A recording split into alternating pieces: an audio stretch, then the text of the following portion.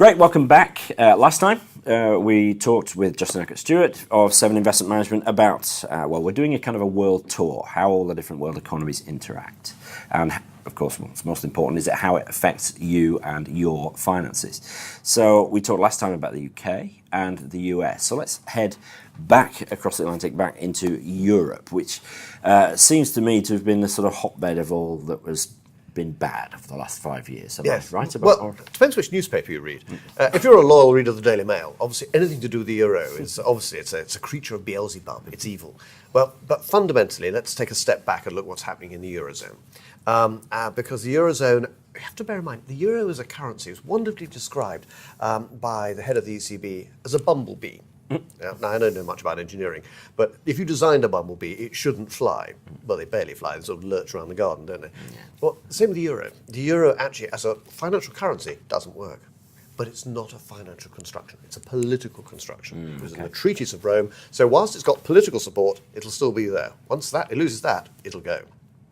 Now, the key point coming up for us in Europe is going to be the election of Mrs. Merkel in Germany, coming up in September. Oh, wow. And so the result of it will end up with a coalition, because it always does in Germany. The constitution is designed to make sure that no extreme party, for obvious reasons, can ever get in control. And so it'll either be centre-right or centre-left, probably centre-left, probably still with Mrs. Merkel. There are not many people in Germany who actually want to get rid of the euro. There are a few Looney Tunes. But what they are very clear about is, yes, we benefited from this, but I'm not sponsoring Stavros' pension scheme. Can understand that. I have sympathy, don't you? Yes, absolutely. Because when you think about it, in Britain, we have a single currency. So whether we like it or not, the wealthiest area in the country is the southeast of England. And therefore, money has to move out of the southeast to the rest of the country, and it will then circulate round. Now, if you now make that into Europe, therefore, money has to circulate out of Germany to Greece. Now, how many Germans will sit there and say, actually, that's mine? Yeah. So fundamentally, it's got a flaw to it. Unless you're actually going to have some form of political union, having a financial union is always going to cause problems in the long term. Yeah, sure. In the medium term, it's still going to exist. And so it's going to be interesting to see what happens next. And the language is already turning. Because a bit as we saw when we were talking about Britain a few weeks ago, when it was actually had the issue over austerity then. Well, that's, of course, what you've had in the Eurozone. Everyone talking about Spain and Greece must tighten their belts. And to a great extent, they have done. If you look now in Spain, you'll find that actually some interesting figures coming through. They're actually running a current account surplus. And actually so's Italy. And actually so's Ireland.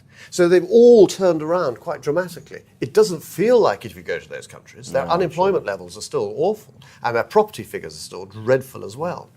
But also look at the figures of the efficiencies of working per hour, the cost effectiveness of labour. Germany's always been really, really cost efficient. And what you saw with all of the rest of them getting increasingly inefficient under the Euro scheme. And then in 2007, 2008, when the crisis hit, that's all been coming down, with the exception of, that is, France, who's just going its own route, it would appear. Even Greece now, actually, technically, a man-hour working is actually more cost effective than Germany. Oh, yeah. Except they don't make anything, apart from Tara Masalata, but that's about it. So actually, they have been making progress. So what happens next? Well, you're going to see more talk from Germany about a growth in the economy. It won't be too dramatic, but there'll be talk in seeing a further move to it. So I suspect 2014, you'll start seeing more positive growth figures throughout the Eurozone. If Germany starts, as we've started changing from actually having flat figures to saying, actually, we're starting to see some growth coming through, and they'll encourage it towards the election, that'll ripple out to the other countries, not immediately, and start changing some of that mood music. Meanwhile, corporates, though, in the Eurozone have not been having such a good time. So the euro will still be there, the euro will develop, and you will going to see more growth coming through it. But remember, that fundamental flaw, that crack underneath the system, is still there. But that won't haven't come into effect yet. So growth for next year. So because that flaw is because there's supposed sort of monetary union, but there's not political or sort of fiscal union. So there's no. I've heard you use the example of the States before, as these 50 odd different little countries, really, but because there's a federal, an overall tax system as well as the individual state one. That's what sort of holds it together. Absolutely. But I mean, it feels like a big step for see, Europe to ever do that. It was a big step for America. They had to go through 4 years of civil war, millions of death. I'm not suggesting it happens in Europe Hopefully again. not, But what you're going to end up with, I suspect, is somewhere in between. These countries are never going to unify into a single federal state. But the opportunity of having a sort of confederacy of states with linkages is possibly there. So watch out. I suspect 2014 may well be a significant change in how the EU operates and the Eurozone. You can see this with comments from our Prime Minister and also Mrs. Merkel. And that link that was so vital between France and Germany is no longer there in the same way. Because remember, Mrs. Merkel is not a West German chancellor in the same way. She's an East German. She's a Pomeranian, not a dog. So her attitude towards France is, well, I'm sorry, we don't have to keep apologising to you. And France, of course, has been, Mr. Holland, Monsieur Hollande, President Hollande, his economic policies have frankly been going backwards. It's I've just finished reading Gavin Hewitt's BBC Europe editor, The Lost Continent. I finished reading it slightly depressed, but that's quite usual when I read or see anything from the BBC. But it's not a BBC production. But what was very interesting was the relationship between Merkel and Sarkozy, of course, and how that you couldn't get more polar opposites, but actually they work together pretty well.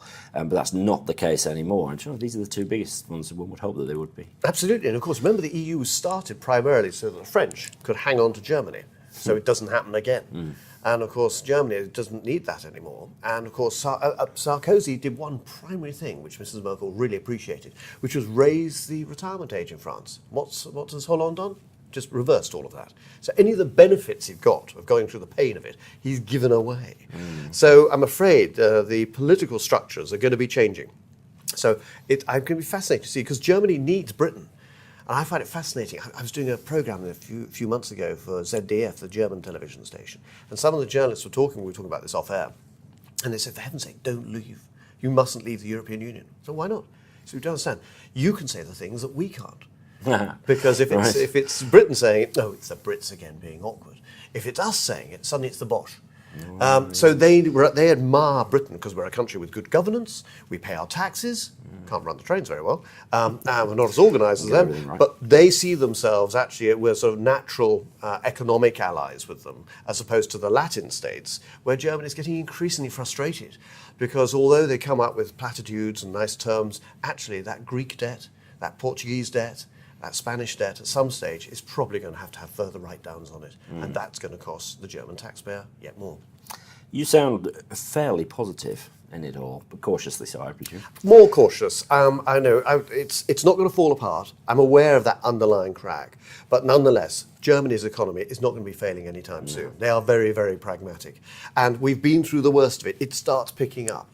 The problem is, do people in countries like Greece and Spain realise that it starts picking up before they finally start throwing yet more bricks? I'd say if I was in Greece, I'd be finding a brick to throw at somebody after what's gone on. Does it pull apart before then? I don't think it will, but it depends if Germany can get that growth going fast enough. Fantastic. Okay, we're going to break there again and come back and look even further east. So thanks for watching this one, and we'll see you next time. Look forward to it.